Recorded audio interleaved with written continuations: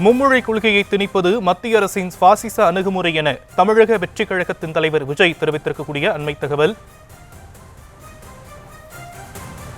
கூடுதல் விவரங்களை நம்முடைய செய்தியாளர் ஜெரி வழங்க நாம் கேட்கலாம். ஜெரி, தமிழக வெற்றி கழக தலைவர் விஜய் மேலும் என்னென்ன விஷயங்களை குறிப்பிட்டிருக்கிறார்? வணக்கம்.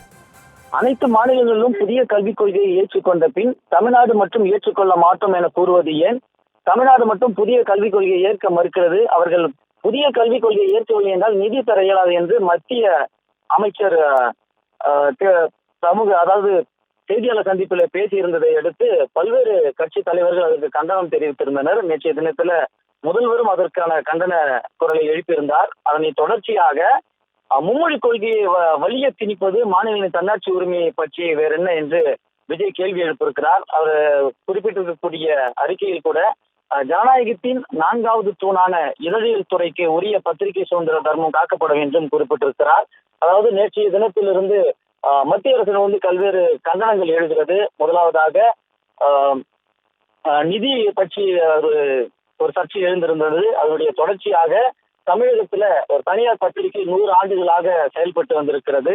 அந்த பத்திரிகையினுடைய இணையதளம் முடக்கப்பட்டிருந்தது. அந்த பத்திரிகையுடைய இணையதளம் முடக்கப்பட்டதனுடைய தொடர்ச்சியாக இன்று விஜய் அவருடைய கண்டன குரலை பதிவிட்டிருக்கிறார். ஜனநாயகத்தின் 4வது தூணான எதிரியல் துறைக்கு உரியதான பத்திரிகை சுதந்திர தர்மம் காக்கப்பட வேண்டும். 100 ஆண்டு காணும் விகடனின் இணையதள பக்கம் முடக்கப்பட்டதற்கு ஒன்றிய அரசுதான் காரணம் என்கிற கருத்து நிலவுகிறது.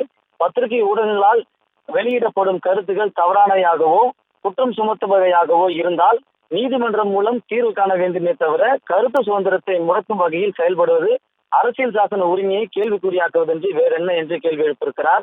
தொடர்ச்சியாக அவர் குறிப்பிட்டிருக்கக்கூடிய அறிக்கையில மாநில மொழி கொள்கைக்கு சவால் விடுத்து தமிழகத்திற்கு நிதி ஒதுக்க மாட்டோம் என்று பகிரங்கமாக அறிவிப்பதும் விகட இணையதள பக்கத்தை முடக்கியதும் ஜனநாயகத்திற்கு எதிரான கண்டனத்திற்கு உரிய பாசிச அணுகுமுறையே.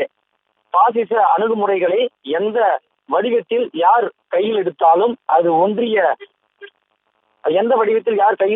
ஒன்றிய அரசாக இருந்தாலும் மாநில அரசாக இருந்தாலும் மக்கள் பக்கம் நின்று தமிழக வெற்றி கழகம் என்னாலும் தீர்க்கமாக எதிர்க்கும் என்று கண்டன குரலை பதிவிட்டிருக்கிறார். இதற்கு முன்னதாக குறிப்பிட்ட தனியார் பத்திரிகையினுடைய வலைதளத்துல பிரதமர் மோடி கைவிளங்கிட்டு ட்ரம்ப் முன்னிலையில் அமர்ந்திருப்பது போன்ற ஒரு பதிவினை பதிவிட்டிருந்தனர். அதற்கு மத்திய அரசு இணையதளத்தை முடக்கியதாக பரவலாக கருத்துக்கள் பரவி வரக்கூடிய சூழல்ல பல்வேறு அரசியல் கட்சி தலைவர்கள் அதற்கு ஊடக சுதந்திரத்தை பற்றி ஆதரவாக கருத்துக்களை பதிவிட்டு வரும் சூழல்ல தமிழக வெற்றி கழக தலைவர் விஜய் தன்னுடைய கண்டன குரலை எழுப்பியிருக்கிறார்.